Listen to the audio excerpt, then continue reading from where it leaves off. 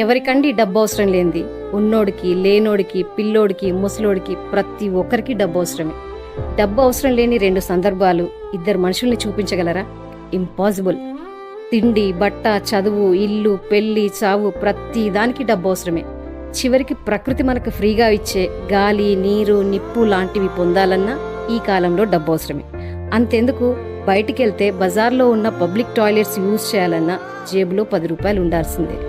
So కావలసిన దానికన్నా ఎక్కువ సంపాదించండి, అప్పుడే ఈ సొసైటీలో హ్యాపీగా బ్రతకగలరు.